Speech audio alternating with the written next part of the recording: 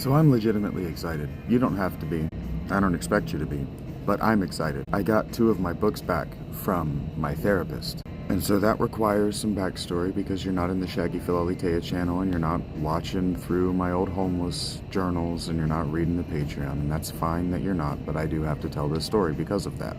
When I had lost my eviction trial, I knew that I was going to be homeless.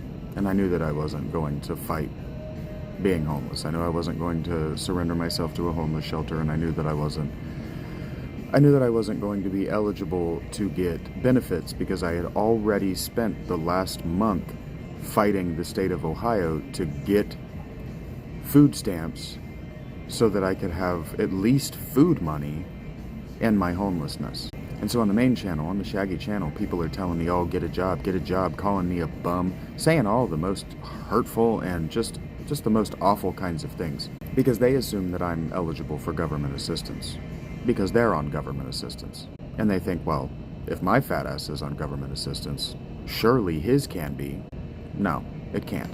The state of Ohio has a pre-existing grudge against me from when I was a teenager, and not because I'm a violent criminal, because I dropped out of college, and because I used to write vehement, seething letters to the governor and the state senate, state congress, whatever it's called.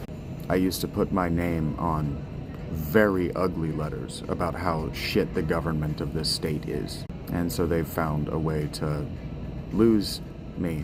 I wasn't even allowed to vote in this last election because they lost 3 of my voter registrations.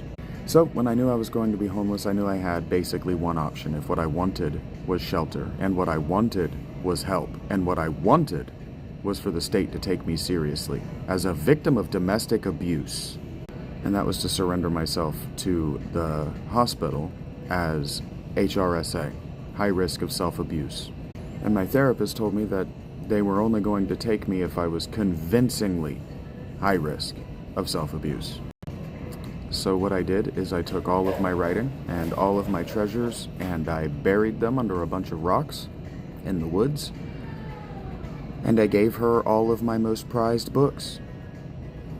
Because a person who's planning to continue living doesn't do that. And that's where they are now. All but 2 of them. Because I didn't surrender myself to the hospital as HRSA. I decided to throw myself creatively at being a prophet, at being Phil Alitea in public.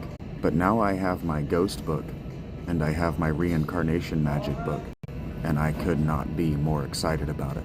No one's going to watch, but I'm excited.